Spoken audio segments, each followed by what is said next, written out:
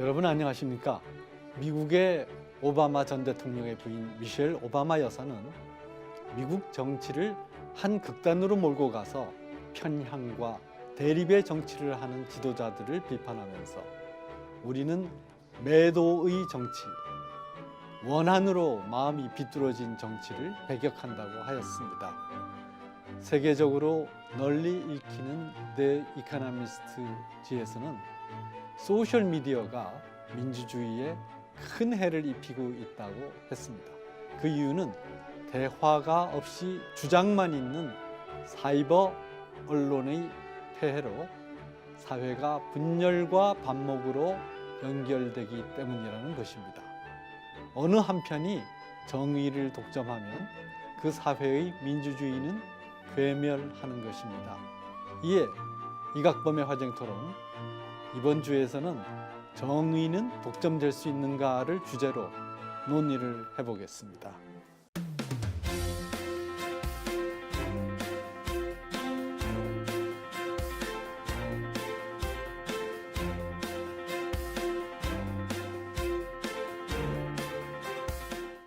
네, 오늘 이 자리에는 황경식 서울대 철학과 교수님 나오셨습니다. 안녕하십니까? 그리고 박정순 연세대 철학과 교수님 나오셨습니다. 안녕하십니까? 자, 정말 어려운 걸음을 해주셨습니다. 최근 우리나라에서 널리 회자되고 있는 금수저론 또는 흑수저론 이런 것과 정의는 어떤 관련이 있습니까? 제가 이 말씀 들으면 말이죠. 마치 금수저는 정의가 아니고 흑수저는 정의다 이런 식으로 생각이 되는데 그렇게 생각하는 게 맞습니까? 네, 뭐 저는 평생 그 정의를 공부해 왔다 해도 과언이 아닙니다만은 그렇죠. 정의라는 것이 굉장히 어렵습니다. 일반인들한테 잘 설명하기 굉장히 어려운데 우리 사회자께서 말씀하셨듯이 수저론, 최근에 우리 사회에서 많이 회자되는 수저론을 가지고 정의를 설명하는 것도 아주 좋은 방법 중에 하나가 아닌가 이렇게 생각을 해봤습니다. 그래서 이 수저론이라는 것은 모든 인간은 태어날 때부터 다 수저를 하나씩 물고 나온다 입에. 그런데 어떤 사람은 금수저, 어떤 사람은 은수저, 어떤 사람은 동수저.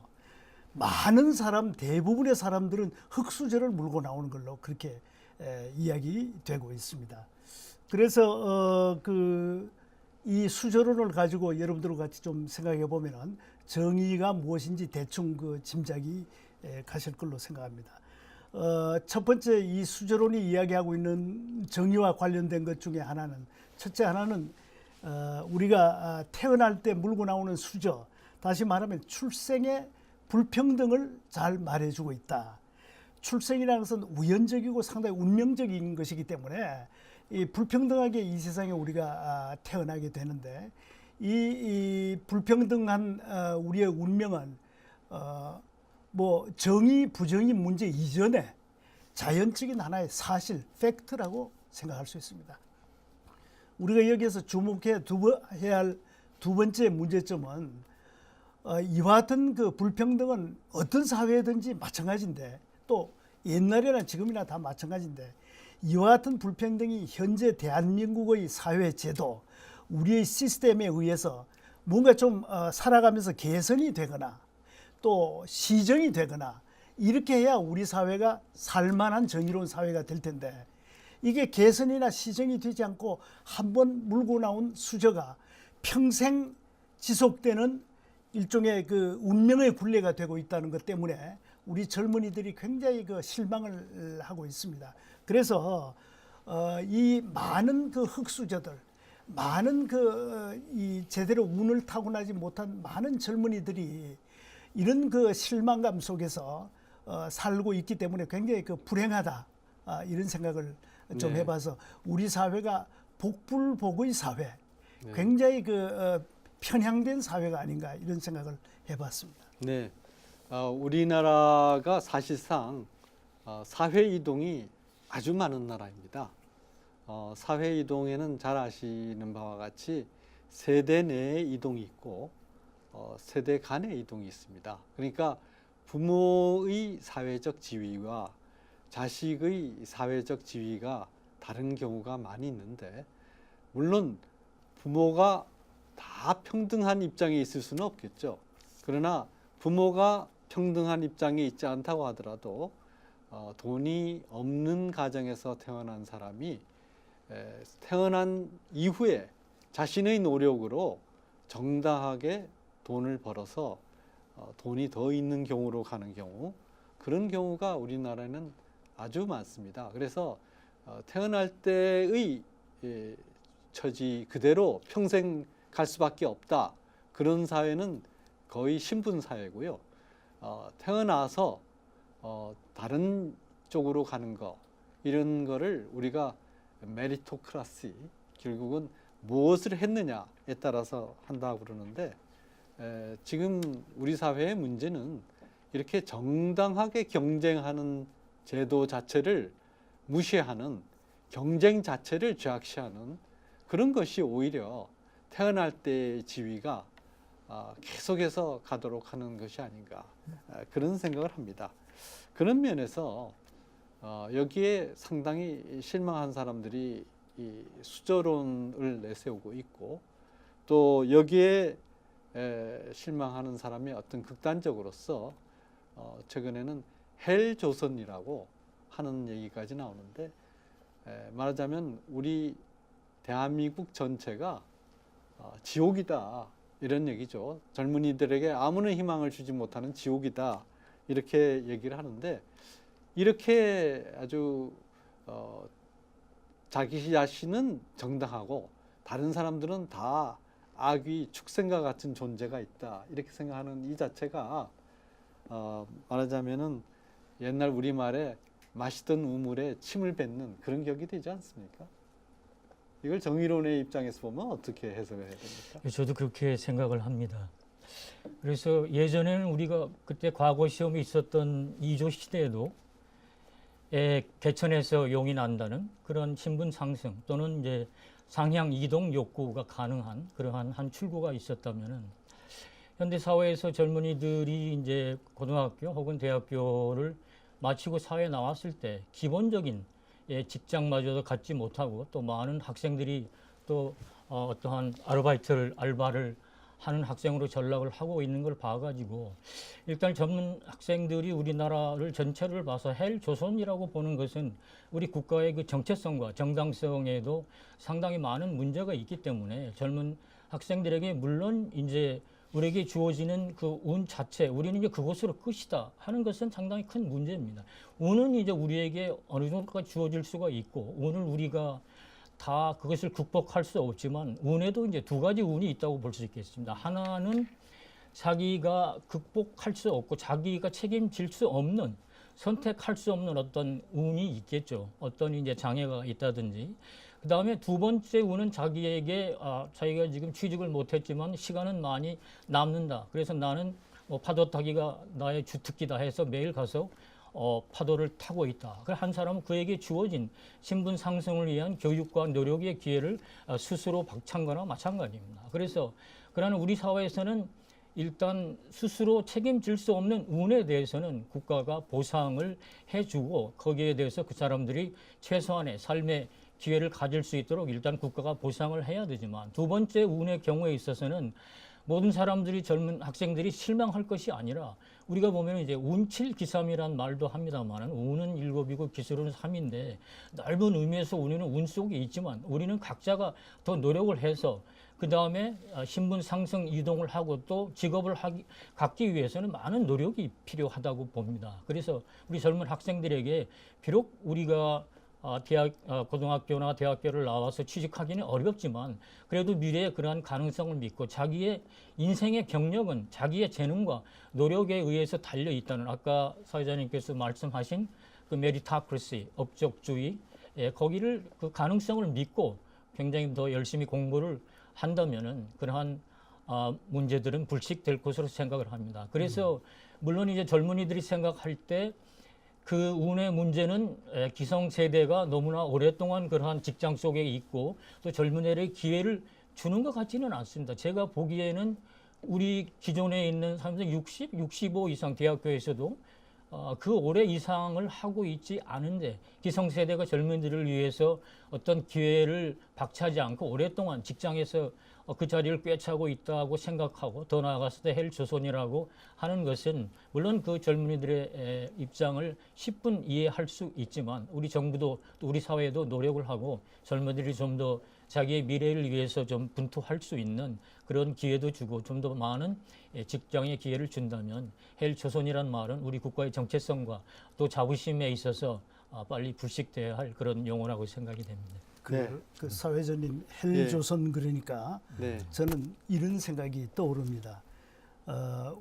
한국을 지옥으로 묘사하는 경우가 자주 있는데 네. 하나는 입시 지옥이고 네. 하나는 교통 지옥입니다. 네. 이 지옥이라는 그 상징어는 아주 고통스러운 것을 상징한다고 저는 봅니다. 예. 그런데 최근에 헬조선 이렇게 이야기하는 것은 특히 이 젊은이들의 그 취업, 네. 젊은이들의 미래를 희망적으로 보여줄 수 있는 그 취업이 어렵기 때문에 아까 말씀하신 90%의 흑수저들이 피눈물을 흘리면서 이 부정의하고 불공정한 사회에 대해서 피눈물을 흘리는 그런 그 고통을 저는 헬조선이라고 표현하지 않느냐 이런 생각을 했고 방금 우리 박 교수님이 이제 운에 대해서 좋은 말씀을 하시는데 제가 이제 우리 박 교수님도 공부하셨고 저도 공부했던 롤스라는 미국 하버드 대학의 유명한 정의론자에 의하면은 이 우리가 정의를 말할 때는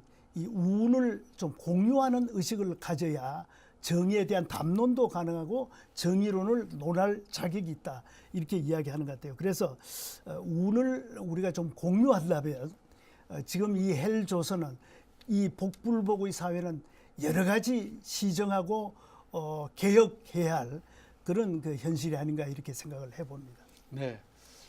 정말 주어진 조건에서 아무런 개선이 일어날 수 없이 신분이 그대로 유지되는 사회면 얼마나 답답하겠습니까? 우리나라에서는 과거에 다행히 과거제라는 것이 있어가지고 앞에서 박정순 교수님도 얘기하셨지만은 정당하게 자기의 실력으로 견주어 가지고 관직을 갈 수 있고 양반이 될 수 있었습니다. 비록 영의정의 아들이라도 과거 시험에 합격하지 못하면 아무런 관직을 갖지 못하는 조선의 그 제도를 보고 서양에서는 참 놀라운 이 업적주의 사회다 이렇게 칭송을 한 적이 있습니다. 그러나 언제부터인가 이 경쟁 자체를 부도덕한 것으로 하고 경쟁을 아주 없어지면 좋겠다 이렇게 하면서 이 경쟁이 없는 곳에서 우리 사회의 이 메리토크라시의 근간이 없어진 것 같습니다. 대표적인 것이 쉬운 수능입니다. 쉬운 수능하고서 어떤 결과가 있었습니까? 강남 8학군에 거주하는 학생들의 서울대 입시에서 성공하는 율이 현격하게 늘었습니다. 그러니까 결국은 정당하게 경쟁할 수 있는 것이 흑수저, 금수저의 차이를 없애는 것이고 저희 세대는 적어도 출신 위치와 후에 나이 60 이후가 됐을 때 경제적 위치 사이에는 거의 상관이 없는 그런 세상이었습니다만은 그 이후에 점점 이 정당한 경쟁이 무시되고 이렇게 됨으로써 우리에게 흑수저라고 울부짖는 그런 목소리가 더 많아지지 않았는가 싶습니다. 또 정의론적 입장에서 볼 때 최근에 고용세습, 채용비리 이거 어떻게 봐야 할까요? 예, 그 지금까지 아까 말씀하셨듯이 조선조에서 지금까지 이제 전 정권 치하에서 대한민국 사회는 복불복의 사회, 운명의 굴레를 벗어나기 어려운 그런 상당히 부정의가 많이 그 횡행하던 그런 사회였다고 생각합니다. 거기에 비해서 지금 현 정권은 어떤 의미에서 그 출발에서부터 상당히 그 정의를 지향하는 그런 정부인 것으로 보입니다. 그래서 우선 그 최저임금을 그 상향시키는 그런 노력도 많이 했던 것 같고, 또 일자리 정부라는 것을 스스로 자임하고 있고, 그런 뜻에서 뭐 저희들은 상당히 그 기대를, 특히 흑수저들은 많은 그 기대를 하고 있습니다.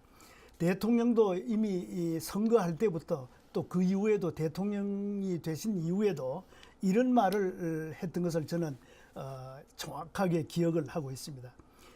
시작이 평등하고 과정이 만일 공정하다면은 결과는 정의롭습니다.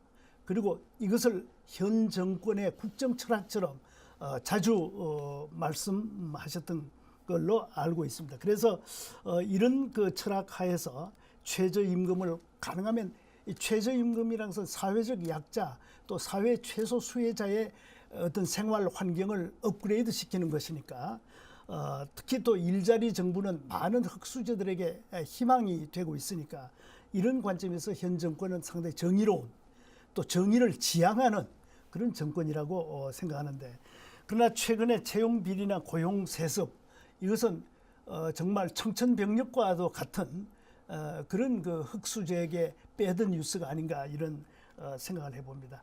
만약에 채용 비리와 고용 세습이 사실이라면 이것은 과정이나 절차의 어떤 공정성, 절차적 정의를 파괴하는 그런 가장 이 적폐로서 청산되어야 할 과거 정부의 것이란 모르지만 현 정권에서는 용납할 수 없는 그런 것이기 때문에 이런 것을 빨리 우리가 청산하지 않으면은 대통령의 이 국정 철학에 상당한 손상, 훼손이 가지 않을까 이런 생각을 해봅니다. 네, 지금 황경식 교수님 말씀하셨듯이 지난 촛불혁명이라고 그러죠. 저는 그 말에 동의하지 않습니다. 어디까지나 헌법적 절차에 의해서 국회에서 탄핵소추안이 통과가 됐고, 그리고 또한 헌법재판소에서 탄핵안이 인정을 받았습니다. 그런 의미에서 저는 어디까지나 우리는 헌법적 절차에서 했지 광화문 광장에서 촛불이 일어나서 정권이 바뀌지 않았다 이렇게 생각합니다. 국민들은 불공정하고 부정의한 정부가 물러났다. 그 세력이 물러났다라고 환호를 했는데, 그런데 새로 나온 그 정부의 형태는 우선 정부를 구성한 사람들의 재산을 보더라도 수십억 또는 100억 이상의 아주 정말 흑수저라고 자임하던 서민들이 우리를 대변하는 사람이라고 보기에는 너무나 경제적인 지위에서 차이가 있고, 또 다른 한편으로 오늘도 어떤 그 신문에서 논평으로 나왔습니다마는 위장 전입을 8번이나 한 사람이 어떻게 헌법재판소 재판관이 될 수 있는가. 그러니까 전임 정권에서 하던 잘못된 행태를 그대로 하던 사람들이 속 시원하게 전임 정권을 공격한 것은 정말 좋았으나, 그분들이 정의를 내세웠지만 실제로 하는 행동은 너무 다르더라 하는, 거기에서 또 국민들이 현재 좌절감을 갖고 있는 것도 사실인 것 같습니다. 정의론적 입장에서 보면은 말로 할 때의 이 정의와 실제 행동할 때의 정의, 이 차이가 있는데 그거 어떻게 해석해야 되나요? 제가 보기에는 일단 이제 이번 문재인 정부가 들어서게 된 건 어쨌든 국민의 투표에 의해서 헌법적으로 정당성을 이제 가지고 있는 것은 이제 사실입니다. 그렇습니다. 그러나 이제 우리가 정치에 있어서 가장 중요한 건 대통령이 되면은, 저도 정확히는 어느 정도의 자리가 바뀌는지 모르겠습니다. 미국에서는 뭐 몇만 자리가 바뀐다고 그렇게 하고 있는데, 그래서 대통령이 이제 임명권에 있게 되는데, 문제는 이제 인사는 만사라고 우리가 적재적소에 적당한 사람을 써야 되는데, 물론 우리가 그렇게 정말 공직자로서 지금까지는 건실하게 살아오고, 그것도 직장에서 해서 또 거기서 상향될 수 있는 그런 사람들보다는 이제 정권이 바뀌게 되면은 그 전 정권에서 아마 또 좀 핍박을 받을 수도 있고 해서 이제 그런 사람들을 어느 정도까지는 여기서 국가나 다른 이제 기업에 일단은 취업을 시키는 게 아마 새로운 이제 정권이 바뀌면 그것은 어느 정권이든지 아마 하지 않지는 않겠느냐 하는 문제가 나오지만 문제는 이제 과연 거기에 있는 사람들이 우리가 일상생활의 조그만 그런 부정의들 이것들이 쌓이면 또 큰 부정의가 되거든요. 그러니까 사람들 생각하기에 위장 전입 정도의 큰 문제가 아니다 그렇게 하지만은 이 철학에서는 그 미끄러운 언덕의 논증이라는 게 있거든요.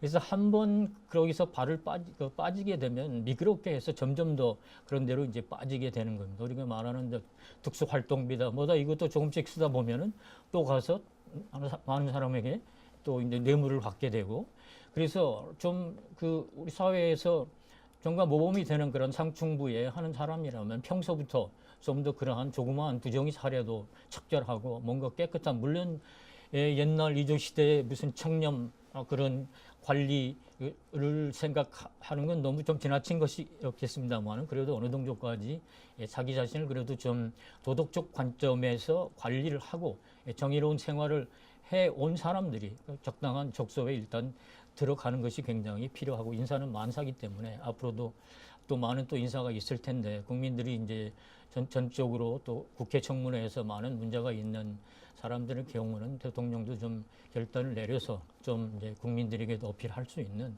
그런 이제 인사 문제가 앞으로 좀 많이 개선이 되고 또 아까 여기서 말한 채용비리와 고용 세습 경우도 이제 뭐 국가 공직도 있을 수 있고 그다음에 대기업도 있을 수 있고 또 어떤 경우에는 노조도 있을 수 있고 그래서 한국의 여러 단계 각 부분에서 이 문제가 일어난단 말이에요. 그래서 그렇게 하면 어떻게 할 것인가? 그래서 저는 일단 정부나 그러니까 상권 그 분립에서 3권이 먼저 모범을 보여야 된다고 생각합니다. 롤 정의론도 있지만 맨 처음에 자유의 원칙에 나오고 두 번째는 정의의 원칙에 나오는데 그 하나는 그냥 형식적인 정의의 원칙입니다. 법 앞에 평등인데 두 번째 원칙은 어떤 동일한 재능을 가진 사람은 동일한 인생의 성공 전망을 가져야 한다는 공정한 기회균등의 원칙이거든요.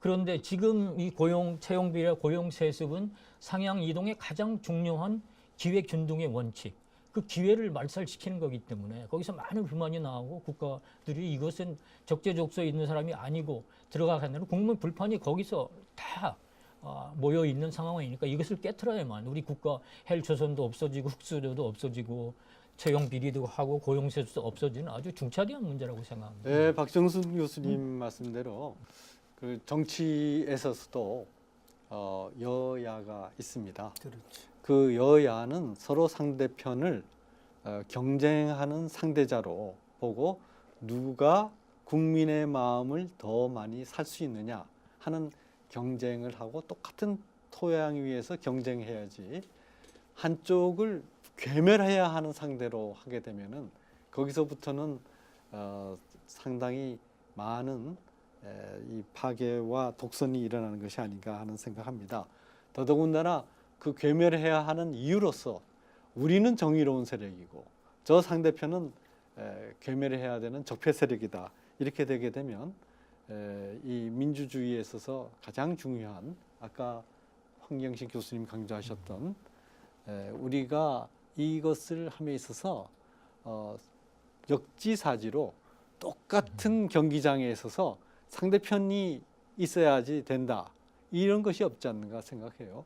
바둑을 두면서 누구나 이기고 싶지만 바둑두는 상대가 있어야지 이길 수가 있는 것이지 상대가 없이 혼자서 바둑 둔다고 해서 이길 수 있는 건 아니지 않습니까? 그러니까 어떤 면에서는 정치를 함에 있어서나 국가를 경영함에 있어서 이런 자기와 의견이 다른 사람과 같이 얘기를 하면서 서로 거기에 대해서 의견을 맞춰가는 과정에서 국민들이 심판해서 어느 쪽이 옳으냐를 선택하게 되는 것이 정당한 것이 아닌가.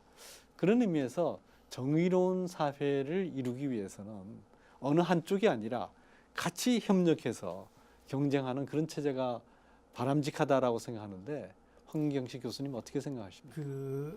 우리 철학에서도 철학자들은 이성에 대한 관심이 굉장히 많습니다. 네. 이성. 네.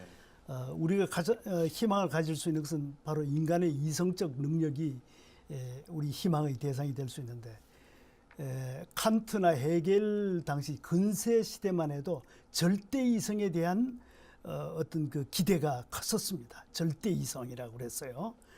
그러나 근래에 와서 현대에 와서는 절대 이성이 아니라 대화적 이성을 높이 평가하고 있습니다. 그래서 모든 인간이 가지고 있는 이성은 무오류적인 이성이 아니고 다 오류 가능성을 갖고 있기 때문에 우리가 대화를 통해서 그 서로 합의점을 찾아가는 그런 그 대화적 이성 이런 것이 굉장히 중요한데 아직도 우리 한국 분들은 역지사지가 안 되는 것은 이 이성 자체에 대해서도 절대 이성, 대화적 이성이 아니라 절대 이성에 대한 신뢰를 아직도 하고 있는 좀 시대착오적인 그런 생각이 아닌가 이런 생각을 해봅니다. 네. 우리 박정순 교수님은 그게 어째서 그렇다고 생각하세요? 일단은 이제 우리가 상권 분립이 발전이 돼 있고 이것도 정부 사이 그 권력 사이에서도 서로도 대화도 하지만 서로 견제도 하고 하는 그러한 장치를 이제 민주주의 발생해서 이제 만들어냈잖아요.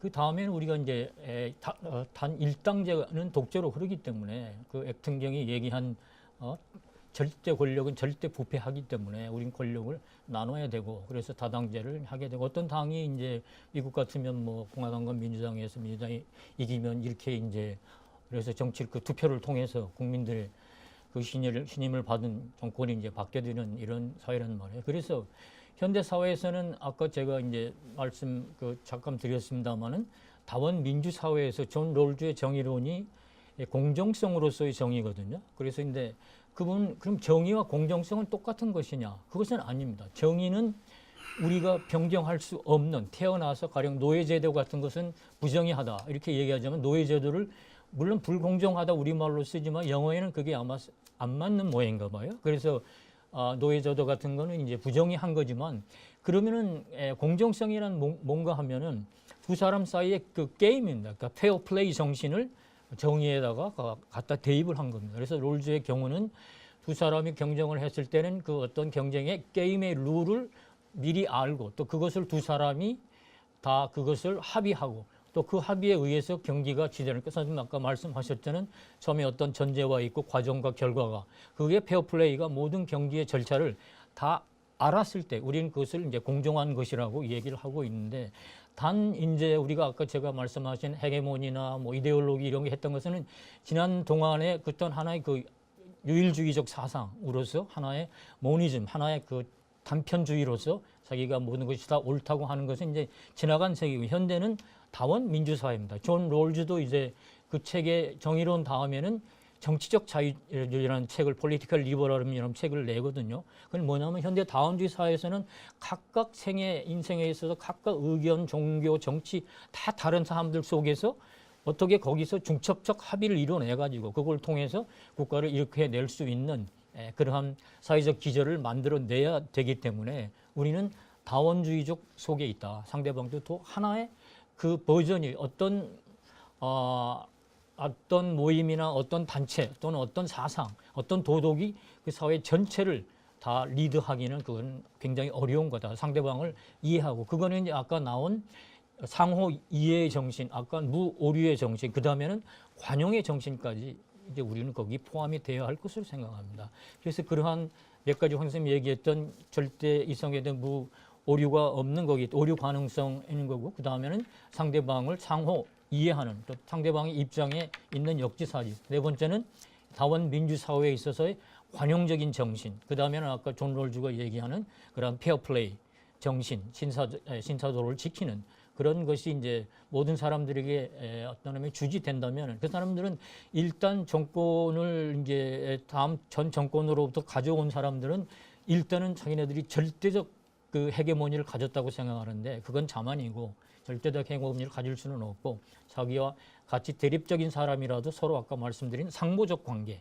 라는 개념을 여기서 제가 또 말씀드리고 싶은데 서로 상보적 그 사람이 없으면 우리도 없는 거니까 야당도 서로 그거를 리드를 하고 그런 정신 속에서 한다면은 어느 정도 협치도 가능하고 또 국민들도 참 이번 정권은 물론 헤게모니를 잡았지만 또 야당하고도 다 협치도 잘하고 또 그런 의미에서 그러한 정신이 다 또 국민들의 사회 모든 시민사회 속으로 또 스며든다면 우리나라 전체는 그런 정신으로 그래서 우리 나라가 좀 더 화기애애하고 또 서로 협력하고 상대방을 존중하고 또 관용적인 나라로 발전할 수 있지 않을까 생각을 합니다.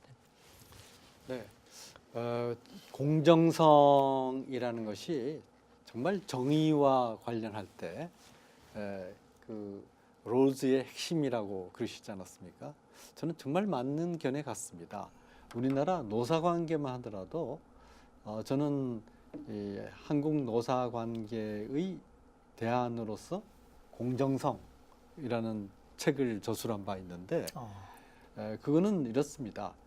노사관계라는 것은 사실은 사용자나 노동자가 똑같은 목표를 가지고 있거든요. 그것은 기업의 생산을 가능한 한 늘리고 기업의 시장에 있어서의 지배력을 높이면서 거기서 나오는 과실을 노사가 같이 공정한 원칙에 의해서 나눌 때 그때 노사는 다 같이 복지를 누릴 수 있고 이것이 어느 한쪽이 그 공정성을 상실한 상태에서 독점하게 되면 그러면은 생산도 증가하지 못할 뿐만 아니라 그 결과도 상당히 참담하다 하는 점에서 우리가 국가 발전에 있어서도 한국 노사관계뿐만 아니라 바로 이 룰을 잘 생각해야지만 될 것 같습니다. 그런 의미에서 본다면은 현재 이 공정성이라고 하는 차원을 넘어서서 정의를 한쪽에서 독점한다는 것 자체가 우리 사회나 정치 전체의 공정성을 끌어가는 데 있어서 결과적으로도 과정도 공정하지 않지만 공정하지 않은 과정에서 나온 결과 또한 모두의 복지로 이어지지 못한 것이 아닌가 하는 생각이 드는데요. 그 현 정권이 그 국정 목표로 가장 중요시 여기고 있는 정의 사회 건설. 네. 그 프로젝트에 저는 현 정권이 반드시 성공하기를 바랍니다. 우리가 모처럼 그 창출한 이 현 정권이 만약에 그것에 실패한다면 이것은 정권의 실패가 아니라 대한민국의 실패이기 때문입니다. 그래서 꼭 성공하기를 바라는데 그 성공을 위해서 지금 사회자가 말씀하신 것과 관련해서 한두 가지만 말씀을 드릴게요. 첫째 하나는 현 정권이 그 정의로운 사회 건설을 위해서 과거 누대에 걸친 정권들의 적폐청산을 내세우고 있습니다. 그런데 이 적폐청산을 이야기할 때 정말 역지사지하고 또 그 정의를 독점한다는 그런 독선 의식에 빠져서는 안 된다. 저는 그렇게 생각합니다. 적폐청산을 할 때 가장 주의해야 될 것은 저는 취사 선택이라고 생각합니다. 좋은 점은 취하고 나쁜 점은 버리는 건데 나쁜 점을 버리면서 좋은 점까지 함께 다 버려질까 걱정됩니다. 과거 정권들도 바보는 아니기 때문에 그 정권에 갖고 있는 강점들 또 그 정권에서 시도한 여러 가지 성공들 이런 것들을 우리가 잘 살펴서 앞으로 이어가야 된다 이런 생각입니다. 옛날에 서양 속담에 이런 말이 있습니다. 목욕물을 버리려다가 목욕통 안에 있는 아이까지 버릴라 조심해라 이런 그 속담이 있습니다. 그래서 우리가 과거의 나쁜 폐습을 정리하고자 하면서 잘못하면 과거에 지금까지 우리가 쌓아온 그런 성과도 버릴까 그런 걱정을 합니다. 그래서 현 정권에서 적폐청산을 지나치게 내세우기보다는 이 취사 선택을 잘 해서 그런 그 목욕통 속에 아이까지 버리는 그런 우를 범하지 않았으면 좋겠다는 게 하나 있고요. 또 하나는 우리가 전통적으로 그 사회 철학을 할 때 성장과 분배는 서로 상당히 그 기랑 관계가 있는 걸로 알고 있습니다. 성장이냐 분배냐 이 둘을 결합하기가 아주 어려워요. 성장을 주도하다 보면은 분배가 부실하게 되고 또 분배 균형 분배를 주목하다 보면은 성장을 놓치게 되고 이런 것인데 현 정권은 소위 소득 주도 성장이라는 것을 내세우고 있습니다. 자, 그래서 이것은 언뜻 봐서 성장과 분배를 묘하게 다 균형 있게 추구하는 것처럼 그렇게 보이지만 과연 그런 것이 성공할 수 있는지 우리가 좀 더 깊이 한번 생각해 보고 또 이렇게 한번 내세운 캐치프레이즈를 그것이 별로 성공적이지 않음에도 불구하고 끝까지 고집하고 고수하는 것은 우리가 역시 또 다른 어리석음을 범하는 게 아닌가 이렇게 생각을 합니다. 그래서 전통적으로 있어 왔던 성장과 분배의 그 균형 이런 것에 대한 깊은 반성이 있어야 현 정권이 지금 현재 저는 현 정권이 분배 쪽으로 굉장히 주력을 하고 있다 이렇게 생각합니다. 예를 들면 사회적 약자들에게 최저임금을 보장한다든지 또 많은 흑수저들에게 고용을 보장하는 그런 희망적인 미래를 제시한다든지 이런 것은 저는 다 정의의 관점에서 분배적 정의의 관점에서 아주 바람직하지만 그것으로 인해서 우리 경제가 만약에 파탄이 난다면 그것은 상당히 심각한 손실이 아닐까 이렇게 생각해서 이 둘의 균형점을 다시 성찰해보는 그런 좋은 기회가 있었으면 좋겠다는 말씀드립니다. 네, 방금 하신 말씀에 대해서 아마 이의를 제기할 국민이 없을 겁니다. 문재인 정부 성공해야 됩니다.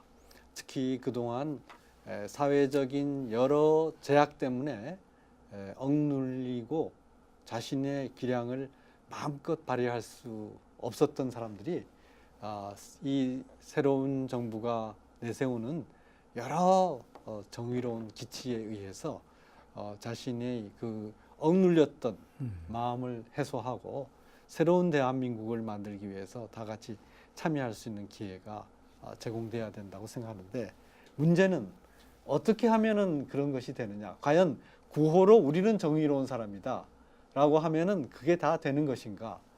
어떻게 해야지 지금까지 억눌렸던 그 국민들의 울분과 한을 풀 수 있는 그런 밝은 대한민국을 만들 수 있을 것인지 그거를 우리가 정의, 공정성의 입장에서 살펴보고 있는데요. 박정순 교수님 어떻게 생각하세요? 저는 좀 다른 관점으로 한번 보고 싶습니다. 만델라의 이제 정의에서도 공정성 정의가 있지만 공정성으로의 회복적 정의라는 게 있습니다. 이렇게 제주도에 이제 4.3 사건 같은 데 내려가셔서 이제 맞나요? 4.3 사건이 맞나요? 네. 거기서 그 회복적 정의는 우리가 어떤 정의를 실현하고 할 때 그거를 강한 칼로서 단칼에 빼가지고 우리 편 남의 편을 가리지 말고 우리는 똑같이 싸웠다 이렇게 하고 서로가 상대방을 인정을 해서 정의의 원칙의 회복적 정의는 정의 전쟁론 맨 마지막에 전쟁이 끝난 다음에도 그러니까 거기에 이제 2차 세계 대전 때는 뭐 거기서 이제 동종 재판도 있었고 다 있었잖아요. 근데 그거를 떠나서 회복적 정의. 그러니까 그 사람들은 우리가 싸운 사람이 아니거든요. 우리 전때에 우리 국정을 운영했던 사람들이니까 어찌 됐건 약간의 잘못이 있다고 할지라도 대통령으로서 나름대로 감싸고 지나온 세월을 좀 잘 분석을 하고 이런 점에 정화점 저런 없는 뭔가 균형 있는 그런 걸 해야지 무조건 지나간 것은 다 적폐다. 이거는 잘못이고 그래서 제 생각은 만델라가 정권을 받았을 때 그 당시 남아 연방에 있던 백인들을 다 처단해서 죽이지 않았습니다. 그 사람들 다 안고 가는 거예요. 그래서 안고 가는 뭔가 그런 회복적 정의 또 이렇게 보듬는 정의 그거를 좀 보여주시면 정부도 그런 걸 보여주면 국민들도 보기도 서로 항상 노조 싸우다가도 서로를 뭐 그렇게 하다가 또 뭐 여기서는 치열하게 싸우긴 하겠습니다만 그래도 일단 한 발자국 그런 회복적 정의의 관점에서 서로를 보듬고 또 서로를 균형 잡힌 시각에서 보고 또 그런 우리 마음속에 있었던 큰 응어리들을 회복시키는 회복적 정의가 현재에서 우리에게는 매우 중요하지 않을까 이렇게 누가 잘났다 정의를 하기보다는 네. 우리가 정의를 구현함에 있어서 방금 박정순 교수님이 말씀하신 회복적 정의 참 중요한 개념인 것 같습니다. 이것을 바탕으로 해가지고 우리가 정의가 정말 강물처럼 흐르는 나라, 정의가 어느 쪽에서 보호에 갇혀서 독점되지 않는 그런 나라를 만들면 좋겠다 하는 생각을 합니다. 그러면 마무리 말씀으로 두 분께 간단히 요청드리겠습니다. 마이클 샌델이 정의란 무엇인가라는 책을 썼을 때 대한민국이 150만 부가 팔렸다고 합니다. 네, 왜 그렇게 팔렸을까요? 저는 대한민국 사람들이 일단 정의에 대한 목마름이 있다고 생각합니다. 그러나 다시 한 번 더 생각해 보면 대한민국의 정의가 부재하는 이유가 대한민국 사람이 정의의 기준을 몰라서 그러느냐, 저는 그렇게 생각하지 않습니다. 삼척 동자도 정의가 무엇이고 부정의가 무엇인지 알 수 있는 경우가 너무 많아요. 그런데 우리는 정의에 대해서 아는 그만큼이라도 실천을 하지 않습니다. 실행을 하지 않습니다.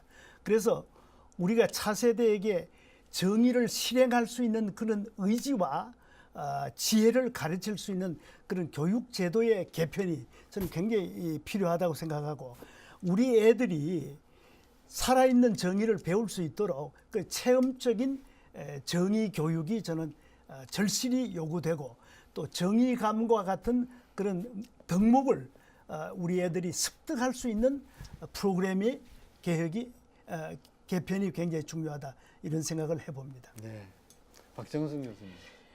예, 아까 맨 처음에 오늘 저 운의 문제가 굉장히 중요한 걸로 떠올랐는데요. 제가 그 그리스 신화를 한번 보니까 정의 여신 디케가 이제 나오게 됩니다. 디케란 말은 그 정의 여신 자체 이름을 가지고 있는 최초의 정의 여신입니다. 다른 사람들은 디케란 말, 그 당시에 이제 디케란 말은 디카이오시네라는 말인데, 그래서 정의 여신이 이제 등장을 하게 되고, 그게 나중에 유스티치아 여신으로 세 가지의 그 특징을 가지고 있는, 안대를 하고 그 다음에 칼을 들고 또 천칭을 들고 있게 되는데, 그 전에 정의 여신 전에 정의 여신을 대변했던 거는 운명의 여신입니다. 그래서 운명에 주어진 목을 다 받는 건데, 현재 제가 볼 때 우리나라 수준은 아직 운명의 여신 단계예요. 네. 주어진 그 흑수저, 은수저 그거에 고착돼 가지고 아무런 변동도 없고 상향 이동도 없는 그런 사회거든요. 그래서 정의 여신 그 다음 때로 올라가기 위해서는 디케가 가장 중요한 건 뭐냐면, 아까 말씀드린 공정한 기회 균등의 원칙. 그게 굉장히 중요해요. 여기 말하는 채용 비리, 고용 세습 나왔고 해열 조선, 이것도 다 공정한 기회 균등의 원칙이 되기 때문에, 그래서 아까 이제 우리는 충분하게 공정성의 문제를 얘기했으니까 그 앞에 공정한, 특히 그 중에 어떻게 말하냐면 공정한 기회 균등의 원칙을 잘 지키게 되면 이제는 우리가 해열 조선과 채용 비리 이런 것, 또 정의 사회에 관한 굉장히 중차대한 한 큰 발자취를 딛는 게 아닌가, 이렇게 생각을 합니다. 오늘 정의는 독점될 수 있는가를 주제로 이각범의 화쟁 토론 논의를 하였습니다. 이 자리에는 황경식 서울대 철학과 명예교수님, 그리고 박정순 연세대 철학과 교수님 나와서 많은 토론을 해주셨습니다. 저희 세대는 입시를 통하여 한 사람의 운명을 결정지었고 경쟁이 정당화된 세대였습니다. 나름대로 이러한 과정을 통해서 우리나라에서 많은 사회적 이동을 경험할 수 있었습니다. 비록 전체적으로는 불평등하였다고 하더라도 바로 이 높은 사회적 이동 때문에 사람들은 정당한 사회라고 인식을 하였습니다. 역사적으로 세종대왕은 인류 역사상 정말 가장 뛰어난 임금이라고 해도 과언이 아닐 것입니다. 세종대왕은 백성과 더불어 늘 생각하는 여민의 리더십, 새로운 시대를 열어가는 혁신의 리더십, 그리고 국방을 튼튼히 하면서도 백성들의 배를 불리는 국리민복, 부국강병의 나라를 만들고자 절치부심하였습니다. 그때 세종대왕은 비록 자신과 의견이 다르더라도 끝까지 경청하면서 설득하면서 모두가 자신이 생각하는 변화, 자신이 생각하는 부국강병에 참여할 수 있는 기회를 주었습니다.